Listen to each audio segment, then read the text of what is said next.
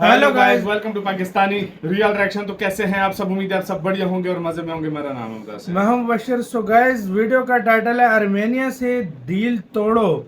Azerbaijan की media ने भारत से लगाई गुहार। अजरबैजान में आकाश मिसाइल का डर छा गया है। मतलब अजरबैजान के लोग जोर दे रहे हैं भारत पे, गुहार लगा रहे हैं, मिन्नतें कर रहे हैं कि प्लीज यार आर्मेनिया को भारत मिसाइल न दो, क्योंकि आकाश मिसाइल और ब्रह्मोस मिसाइल, इन मिसाइलों का उधर डर बैठा हुआ है इस टाइम। ये क्या सीन हुआ है, सारा कुछ इस खबर के अंदर जानेंगे। इनसाइड नॉलेज का वीडियो है। काउंट करते हैं 3 2 1 एंड स्टार्ट। दोस्तों, तुर्की और अजरबैजान दोनों को पाकिस्तान का सपोर्ट करना अब महंगा पड़ रहा है। दोनों देशों की मीडिया के अंदर इस समय बवाल मचा हुआ है। अब अजरबैजान की मीडिया ने भारत के द्वारा आर्मेनिया को जो डिफेंस सिस्टम सप्लाई किए हैं उसको लेकर कई टिप्पणी की है। तो वहीं दूसरी तरफ तुर्की से अब भारत इंडिगो के साथ जो डील थी उसको भी खत्म करने जा रहा है और फाइनल टाइमलाइन इसकी जारी कर दी गई है। डिफेंस और वर्ल्ड अफेयर से जुड़ी और भी कई खबर इस समय निकलकर सामने आ रही है और इन सभी के बारे में इस वीडियो में डिटेल में बात करेंगे, इसीलिए वीडियो को अंत तक जरूर देखिएगा। पहले बात करते हैं तुर्की की। एक के बाद एक फैसले लेकर भारत ने तुर्की को साफ संदेश दे दिया है, अगर तुम पाकिस्तान का साथ दोगे तो भारत तुमसे सारे रिश्ते तोड़ देगा। पहले भारत की तरफ से कई प्रतिबंध तुर्की के ऊपर लगाए गए और जमकर तुर्की के सामानों का बायकॉट किया गया। अब जिसका डर तुर्की को सबसे ज्यादा था, एविएशन सेक्टर से भारत तुर्की से सभी रिश्ते अब खत्म करने जा रहा है। तुर्की के द्वारा पाकिस्तान की ड्रोन और कई तकनीकी सहायता ऑपरेशन सिंदूर के दौरान की गई थी। पाकिस्तान में कई तुर्की के विमान भी हथियार लेकर पहुंचे थे और तुर्की का जहाज भी वहां पर डॉक हुआ था। भारत सरकार ने इस बात को हल्के में नहीं लिया। भारत ने सबसे पहले एक बड़ा कदम उठाया। तुर्की की कंपनी सेल्बी एविएशन का सिक्योरिटी क्लियरेंस यानी सुरक्षा अनुमति रद्द कर दी गई। सेल्बी एविएशन इंडिया के 9 इंटरनेशनल एयरपोर्ट पर काम कर रही थी, जिसमें दिल्ली जैसे बड़े एयरपोर्ट भी शामिल थे। ये कंपनी एयरपोर्ट पर ग्राउंड हैंडलिंग का काम करती थी, यानी यात्रियों का सामान संभालना, विमान के नीचे और बाहर के काम देखना आदि। लेकिन भारत सरकार ने साफ कह दिया, जिस देश ने पाकिस्तान का साथ दिया उसकी कंपनियों को भारत के एयरपोर्ट्स पर नहीं रहने देंगे। सिविल एविएशन मंत्री मुरलीधर ने भी कहा, ये अब सिर्फ बिजनेस का मामला नहीं रहा, ये देश की सुरक्षा का सवाल है। और इसी के बाद सेल्बी को बाहर निकाल दिया गया और इस एक्शन के बाद ही सबकी नजर इंडिगो की टर्किश एयरलाइन के साथ जो डील है उस पर आ गई थी कि क्या भारत इसको भी कैंसिल करेगा। वहीं अब फाइनली भारत की सबसे बड़ी घरेलू एयरलाइन इंडिगो और तुर्की की टर्किश एयरलाइन के बीच जो समझौता था उस पर अब खतरे की घंटी बज चुकी है। इंडिगो ने टर्किश एयरलाइन से 2 बोइंग 777 विमान किराए पर लिए थे। इन विमानों से इंडिगो लंबी दूरी की इंटरनेशनल फ्लाइट चला रही थी, जैसे भारत से लंदन, पेरिस या इस्तांबुल तक। इंडिगो ने सरकार से 6 महीने की मोहलत मांगी थी, लेकिन सरकार ने सिर्फ 3 महीने की आखिरी छूट दी है। यानी अब इंडिगो को 31 अगस्त 2025 तक ये तुर्की वाले विमान वापस करने होंगे।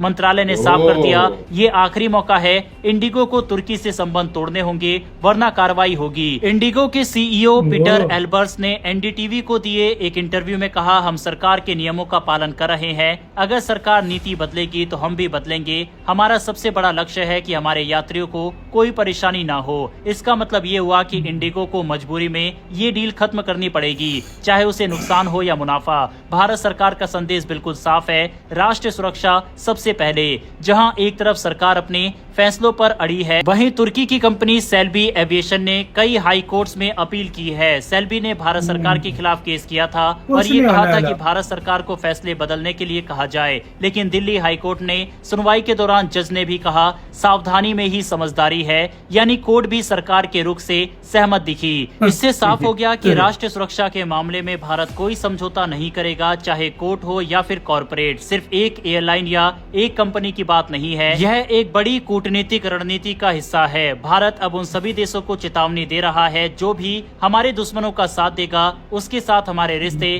खत्म हो जाएंगे। आने वाले समय में भारत और तुर्की के बीच और भी रिश्ते टूट सकते हैं, जैसे कि फ्लाइट्स की संख्या घट सकती है, व्यापारिक समझौते कैंसिल हो सकते हैं और निवेश पर भी असर पड़ सकता है। भारत अब उन देशों के साथ ही मजबूत रिश्ते बनाना चाहता है जो भारत के हितों का सम्मान करते हैं और आतंकवाद के खिलाफ साथ खड़े होते हैं। ऑलरेडी भारतीय टूरिस्ट भारी संख्या में तुर्की की यात्रा करना अब बंद कर चुके हैं। सरकार के द्वारा उठाए गए ये सभी कदम सराहनीय है। आपकी इस पर क्या राय है, कमेंट बॉक्स में लिखकर बताइएगा। बढ़ते हमारी अगली खबर की तरफ, जो कि पाकिस्तान के दूसरे हितैषी अजरबैजान से आ रही है। दरअसल साल 2022 में अर्मीनिया ने भारत से करीब 720 मिलियन डॉलर यानी लगभग 6000 करोड़ रुपए की डील की थी। इस डील के तहत उसे 15 आकाश 1S बैटरियां और 400 मिसाइलें मिलनी थी।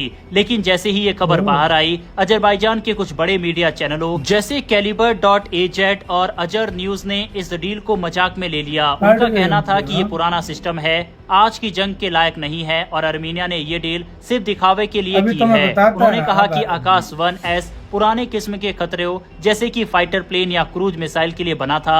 आज के जमाने के ड्रोन और इलेक्ट्रॉनिक वारफेयर में ये नहीं लड़ सकता। लेकिन ऑपरेशन सिंदूर के दौरान पाकिस्तान की ओर से ड्रोन मिसाइल और चीनी बनाए हुए PL-15 मिसाइल भारत की तरफ भेजे गए, लेकिन भारत पहले से तैयार था। आकाश 1S सिस्टम ने इन सभी खतरों को हवा में ही तबाह कर दिया। भारतीय वायुसेना के एयर मार्शल भारती ने भी कहा, आकाश 1S ने शानदार प्रदर्शन किया है। यह सिस्टम इंडियन एयरफोर्स के IACCS सिस्टम से जुड़ा हुआ था, जो पूरे देश की एयर डिफेंस को एक नेटवर्क में बांधता है। ऑपरेशन सिंदूर के बाद जो तस्वीर सामने आई, उसने अजरबैजान की सोच ही बदल दी। अब वही मीडिया चैनल जो आकाश को कागज पर अच्छा लगने वाला बता रहे थे, वही अब कहने लगे कि ये सिस्टम तो बहुत खतरनाक है। अजरबैजान के इंटरनेशनल रिलेशन सेंटर ने एक रिपोर्ट में माना कि ये सिस्टम उनके टर्किश बैरक्टर TB2 ड्रोन के लिए गंभीर खतरा है, क्योंकि ये मिसाइल 30 किलोमीटर दूर से ड्रोन को ढूंढकर मार सकती है और उसका रडार 70 किलोमीटर दूर से मिसाइल को पकड़ सकता है। अब अजरबैजान को अर्मीनिया की डील समझ में आने लगी है। अर्मीनिया ने आकाश 1S के साथ साथ पिनाका रॉकेट सिस्टम और एंटी ड्रोन सिस्टम भी भारत से खरीदे हैं। अजर न्यूज ने एक आर्टिकल में लिखा कि ये सब शांति वार्ता में रुकावट डाल सकते हैं।